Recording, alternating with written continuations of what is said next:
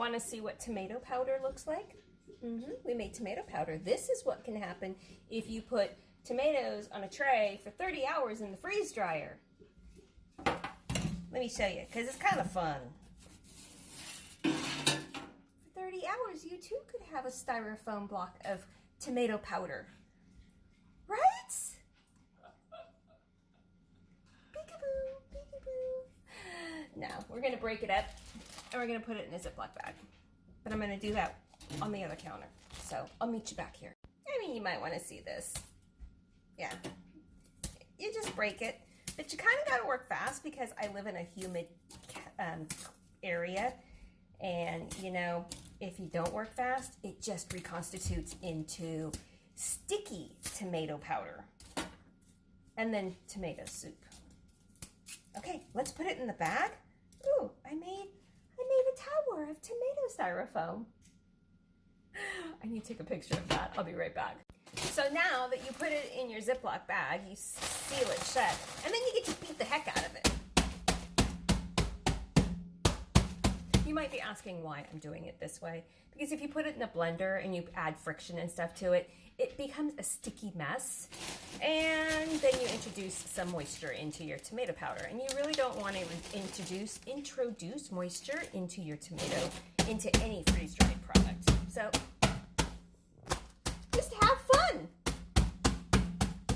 Think of somebody that really made you angry. Have a bad day at work? Pound out some tomato powder. Better get that air out of there, or I'm gonna have tomato powder all over my kitchen. You could also use this is not as easy as egg powder, but you could also use a rolling pin.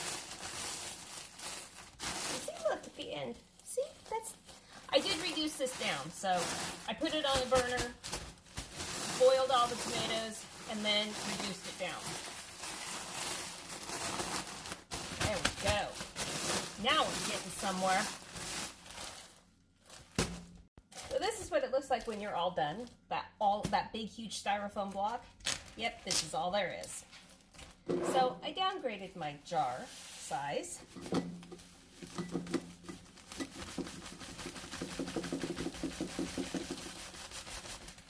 Now I'm gonna go suck all of the air out of it, and we'll be back in time. So this is basically freeze-dried tomato sauce, right? That's exactly what it is. So what would I use this for in a powdered form? Just anything you would use tomato sauce or tomato paste for.